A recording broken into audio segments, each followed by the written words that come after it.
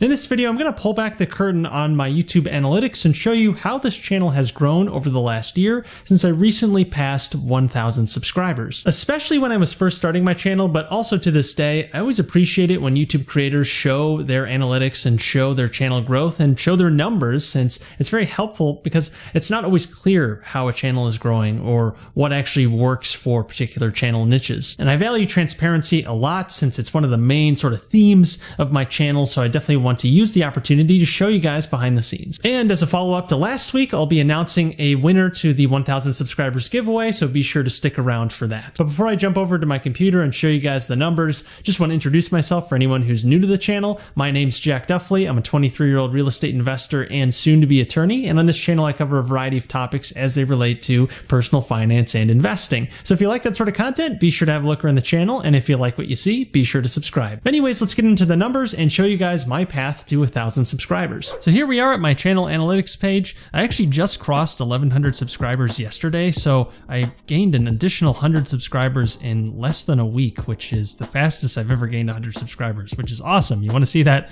pace going up over the long term if you're trying to grow, obviously. But here is the full year of 2020, so not including 2021. I started my channel January 1st of 2020, so that's what I started with. Here's the subscriber count. You could see that first half of the year, very little momentum. I was gaining at best a couple subscribers per day, at least until about March. Then I started getting about 1 to 2 per day on average, and that was great. That meant I was getting consistent growth, and when you're talking about a channel that had less than 100 subscribers, that's very encouraging. So I kept that up throughout this entire time. I was posting at least 3 videos per week, with a couple weeks in there where I might have had 2, but definitely the second half of the year, I exclusively did 3, sometimes 4 videos per week. I don't know if by the end of the year I was up to 4 more consistently, but definitely 3 at the least. And you can see this spike here in April. This was actually when I started telling all my friends and family about the channel more in earnest, so I got a kind of an artificial spike right there, and then it wasn't followed by a lot of sustained momentum, unfortunately. But that did increase my subscribers back when I had very little. It was a significant amount of people coming in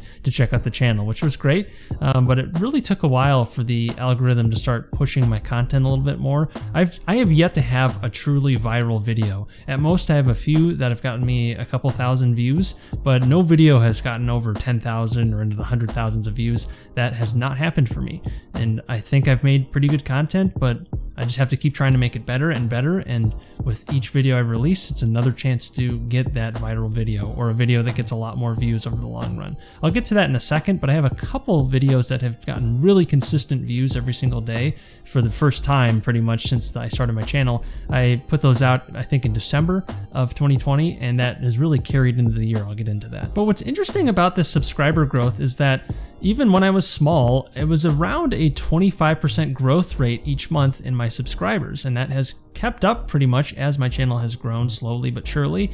I guess 20% growth doesn't seem very slow, but I kind of compared it to some other finance channels, that being my niche, obviously, smaller finance channels, and that seems to be pretty consistent with a channel of my size, getting around a 25% growth rate if you're doing things decently without any viral videos. So that's kind of my signal to think, all right, I must be doing something correctly, so I'm going to keep that up. If we go to 2021, I'll just show you what's been going on lately. I've gotten a little bit more momentum. It's closer to 3 to 5 subscribers a day.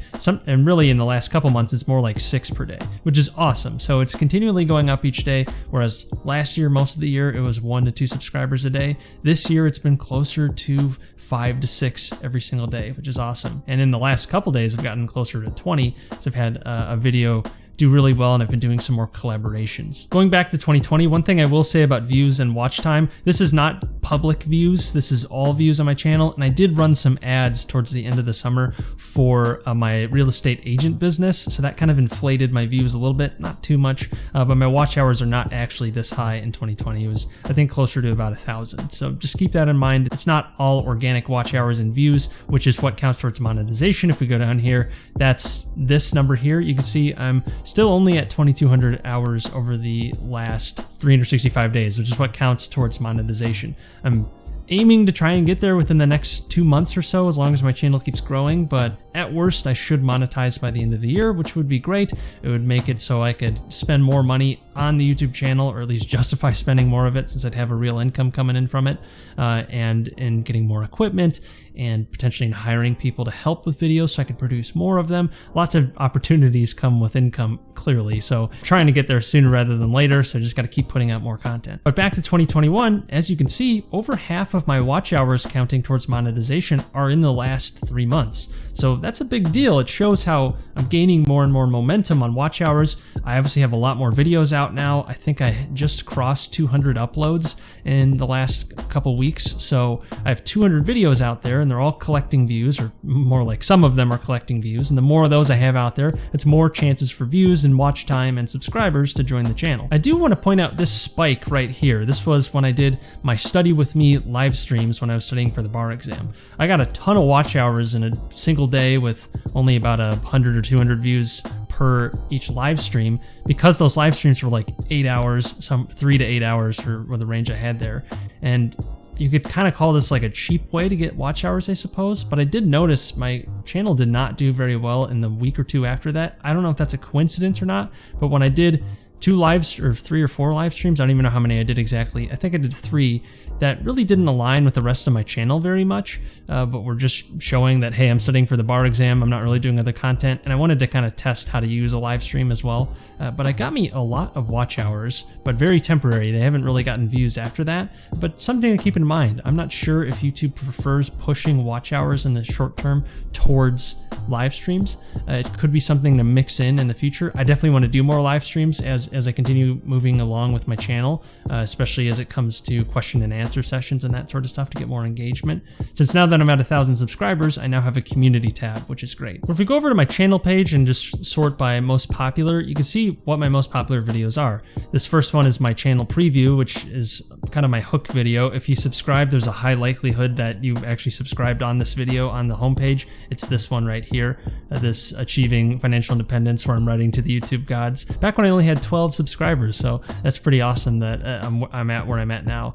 And that graph I just X'd out of is TubeBuddy, which is something I sometimes use. It's like a keyword search tool and offers some analytics on your channel, so worth looking into. But anyways, we have that one. This California wealth tax bill had a nice jolt in, I think it was July or August, and that did really well, but it never really did anything after that. But what's been really carrying, I don't want to say carrying, but has definitely produced a lot of consistent views, about 20 to 30 views per day each, are these 3 videos right here, these M1 Finance tutorials. These were my attempt at creating some evergreen content that should be relevant well past the date that I actually posted it, as long as M1 Finance doesn't change too dramatically. So that was what I was going with there, and it seems to have worked, since I'm getting a lot of views, and they're probably going to become my most viewed videos very soon, because they're consistently getting 20 to 30 views per day, and they're getting some subscribers as well, not too many, but views are great because when someone actually watches your video, YouTube's more likely to push them towards another video in the future, and then maybe they'll subscribe further down the line. So even if one video doesn't get you a ton of subs, if you're getting a lot of views from it, as long as you're consistently producing more content, they should see some other stuff as well from you, as long as you're posting more. But after that, it's kind of a broad mix of stuff. We have some law school stuff, Ray Dalio, Sam Zell has done pretty well. Any content I do on Sam Zell tends to get a lot of organic traffic. And then one thing I have experimented with a good bit is shorts. Let me go back to my analytics and show you what a YouTube short actually looks like, because it's kind of interesting. This has been my best short, this tax-free real estate. I talked about cash out refinances and how that's generally tax-free. So this actually got me 8 subscribers for a 50-second video, which for me is relatively great, getting 8 subscribers with that much effort to produce a pretty short video. You can see this view chart is very odd, because a short is treated differently than another video in that it can go into the YouTube short shelf. So YouTube will actually push videos on their short shelf. Depends on the video, of course, it won't push all of them, but this one it seemed to take and actually got it quite a few views, more than what I normally get, and I was able to get 8 new subscribers out of it. So definitely a great thing to diversify into, I would think, if you're a smaller channel. because you have this shot at getting a lot of views very quickly because it pushes it artificially. It directly pushes it to people as opposed to just letting them search for it. And I still get some slight organic traffic from it since I actually posted it. But really, it's all about that jolt at the beginning after you post the short video when YouTube Shorts actually picks it up and puts it on the short shelf. So definitely worth looking into. So there's not a whole lot more to show on the analytics tab, I would think, but one thing I do want to mention is that I do spend a lot of time commenting on other videos, and I think that helps a lot for my own channel growth and also for just engaging with similar communities to my own. I post a lot on Graham Stephan's channel, for example, since he covers a lot of real estate content. And pretty much anyone in that niche of real estate, especially in the US, I like to comment on, because not only am I watching their videos anyway to see what they're doing, but if I can add a thoughtful comment or a funny comment and then people end up checking out my channel from there, that's a win-win. So that's what I'm going for when I do that, and it really has helped me since I started posting a lot more comments on other channels. I've noticed a substantial increase in that daily rate of subscribers since I started doing it more in earnest. So definitely worth looking into as a smaller channel. Obviously make them tasteful. Don't just say, hey, subscribe to me, because you see a lot of those. You have to be very careful with it. If you want to make a plug to your channel, make sure it actually relates to the video you're doing. Don't just say, hey, I have a channel, check it out, and then don't add anything to the discussion. You want to make sure you're adding something to the other channel. And the last thing I'll mention is that recently I've tried to make a post every single day, whether that's a short video or a full video. I'm just trying to put some piece of content out 5 to 7 days a week, because I have this sort of window where I'm still working part-time as I wait for my bar exam results, and then when I start full-time I might not be able to do as much without bringing on help, of course, which I would probably opt to do. But anyways, I've started doing that recently, and I've noticed this uptick in watch time since you have more chances to get a really good video. This video I did right here, this Pershing Square Holdings deep dive, is a collaboration with Karan Gurnani, a value investing channel. That helped to propel some extra watch hours. It's done very well. Despite me posting it about a week ago now, it still pulls in a lot of views per day, and hopefully that momentum keeps up so that I can get more watch hours, more new subscribers, and more exposure. But if I was only posting 3 days a week, no guarantee I have that extra chance to try and get a, I don't want to say viral, but a more successful video, one that brings in more views. And by posting more, it allows you to get off your bad videos as well. Just keep moving. Obviously you don't want to overwhelm yourself, but taking more shots, if you can take them, you might as well do it, especially while you're just starting out, because there's no guarantee that you're going to get some viral video. So you might as well try to build that exposure by having a broader base of content. That's one thing I really focused on when I was starting my channel, was trying to get a broad base of content. And then once I had that going, then I'd try exploring collaborations and other things to try and boost the channel, since I had something to go off of and something that could provide value to viewers. Now, that's pretty much all I wanted to go over. If you guys have questions about my analytics or things I'm doing with the channel, definitely let me know in the comments below. I'd be happy to answer them or have a discussion about YouTube strategy and whatever it is you want to talk about around this area. Of course, it's time to announce the winner of the 1,000 subscriber giveaway for a copy of my book, The One Property Retirement. If you guys don't win, you can check out the book on Amazon in the description below. If you end up reading the book, definitely leave a review. That would help me out a lot. The rules were all you had to do was leave a comment, and you couldn't be counted twice for multiple comments. So let's see who ended up winning. So I'm using commentpicker.com, and let's see who won.